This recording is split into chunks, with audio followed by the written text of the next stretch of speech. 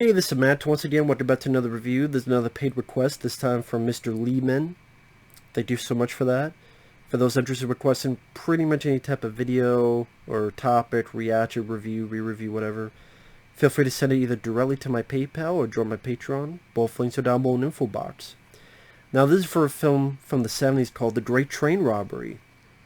Now, the talent is pretty good. Jerry Goldsmith, may he rest in peace, doing the music. Jerry Goldsmith is probably my favorite composer. It's nice to hear new pieces of music, at least to me, that I'd never heard before, because I'm a Jerry Goldsmith fan. From his work on the first three Rambo films, to Alien, to Star Trek the Motion Picture, even, Teen Solomon's Mines. I really enjoy his score for that. Yeah, always been a fan of his. Also, it's directed by Michael Crichton. This is after he did Coma and Westworld, both films I do like, especially Westworld.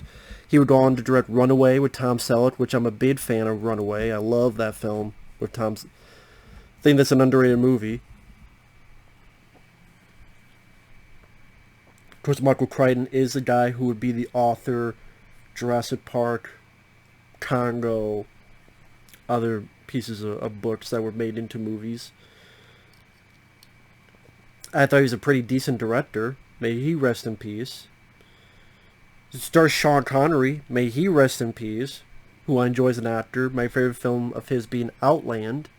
But he was great Indiana Jones in The Last Crusade, and as James Bond, and in The Rock, which I still maintain it's him as James Bond. To me, that's like that's Sean Connery's last James Bond film, is The Rock. But I like him as an actor. It's nice to see him as the lead in this. Donald Sutherland, who becomes his ally, his partner. And the idea about sort of the first train robbery around 1855. And pretty much they got robbed this gold that's on this train. You get some pretty good stunt work in the finale where Sean Connery's on top of the train and he's got to get down. Otherwise, he's ready to get decapitated from these bridges. And he gets some shots where it's pretty close, where Sean Connery's like, nick of time. Pretty good. I mean, it's not Jackie Chan or stuff, but still, for the time, and Sean Connery actually doing it, you see that it's his face doing it, and this is 1978. It's not CGI. It's not green screen. It's Sean Connery actually doing it. It's pretty dangerous. Give credit and merit to that. Sadly,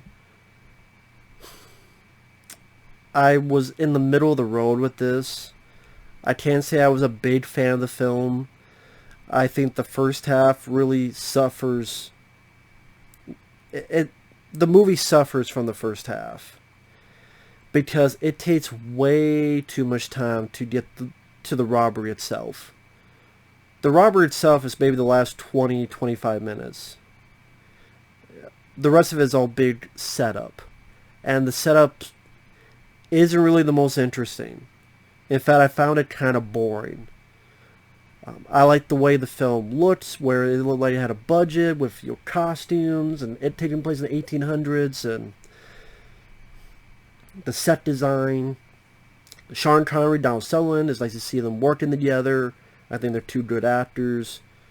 Again, always nice to hear Jerry Goldsmith. It's not a classic Jerry Goldsmith score, but it's still nice to see, or nice to hear music from him. But the whole setup is we need to get these 4 keys, because there's these 2 heavy safes in the baggage car of the train.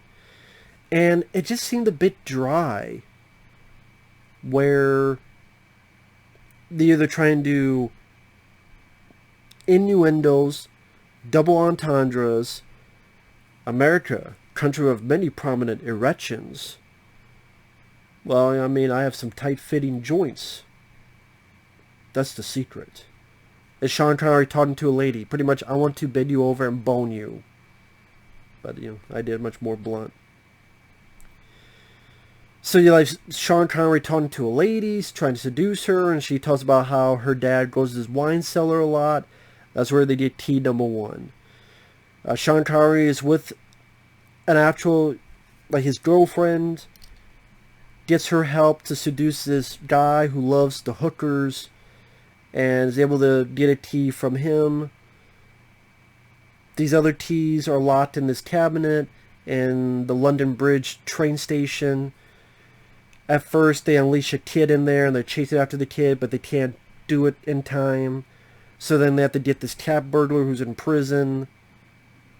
The cab burglar gets in to unlock shit. Donald Sutherland races up, gets the key, makes it out in a matter of like 70 seconds. I did like the bit when Donald Sutherland is training for that. Like he's training like, okay, so it'll take me this time to do this up the stairs. It'll take me this time to get that. It'll take me this time to do this. And like Donald Sutherland's getting more and more tired. And Sean turns like, okay, let's end it for today. And Donald Sutherland's, what? I'm not done yet. I could do it again. And he does it. Oh, 74 seconds. Really? Okay then. Donald Sutherland, the humor is fairly dry. But again, the actors, they're trying to do their all with their charisma to pull this fucking train along with them in terms of the plot. The cab burglar tries to fuck him over, but then he gets fucked over. So now there's increased security. Was into the actual train robbery, that's when things picked up. But again, that's like the last 25 minutes of the movie. The rest of the hour and change is, okay, I like, more than an hour, I like the two actors. That's pretty much it. I don't really find it that exciting. It wasn't really that uproariously funny, other than that one Donald Sutherland bit I mentioned. It wasn't really that interesting. It was kind of boring. Sadly, it was kind of boring. I didn't know whether because the acting was too dry and it needed more personality and jubilation and energy. Maybe that would have helped more. Like if you had Donald Sutherland maybe going a little bit more, and maybe not all the way in his Achilles Heroes oddball phase, but his, or Sean Connery had a little bit more fun and loose with his, I don't know, just, it just seemed a bit boring.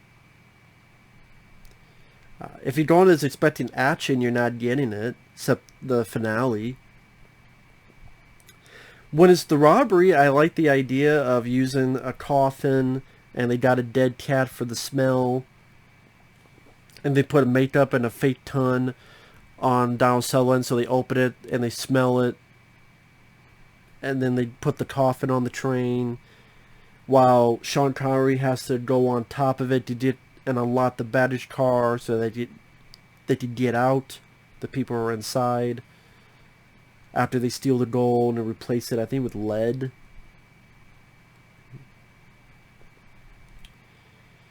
Again, some nice stunt work. Almost getting fucking decapitated by these damn bridges. Done all for real. Not green screen, not CGI. I appreciate that. Even, you know, at the end, why did you execute this dastardly and scandalous crime? And Sean Connery goes, I wanted the money. I thought that was a pretty cool line. You know, they're able to escape. Things are alright for them. Jerry Goldsmith music playing. I would never see this film again. Honestly, I would say,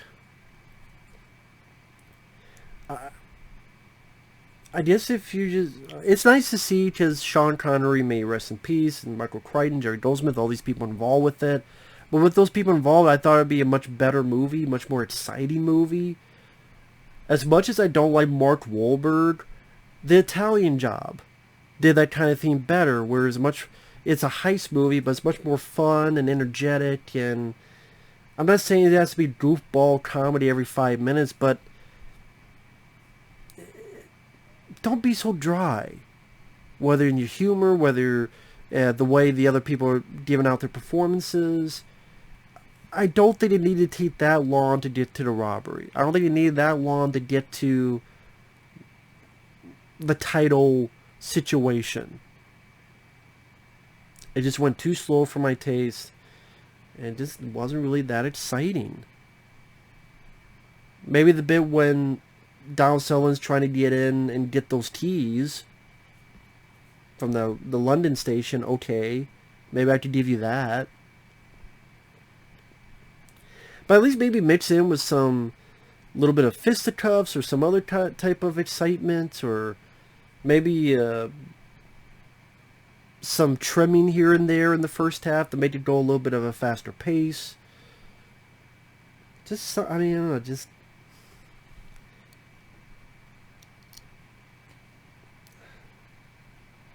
I don't know, just... Even Sean Connery, I like Sean Connery, but his performance was fine, but it's not like, oh, that's a Sean Connery film I'm going to look towards.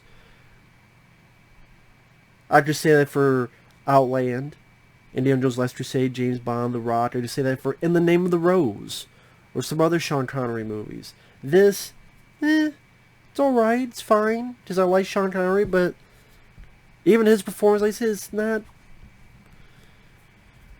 It's not, there's nothing exceptional to it that I'm like, oh yeah, if that's the Sean Connery performance I'm going to bring up when I'm talking about the best of Sean Connery performances. So I don't know, maybe it's the writing need to be improved, or just a bit more oomph to the performances, a bit more oomph to the energy of everybody in this situation. It's just something about it. Just, I keep going back to that phrase, it's too dry. So if you love the film, that's cool. Teach their own. I didn't hate the film. I do think the finale saved the film for me. And again, the actors, the two main ones I do enjoy, but it's just, you know, there's other films they've done that I would rather watch. If you're interested, you can see worse movies.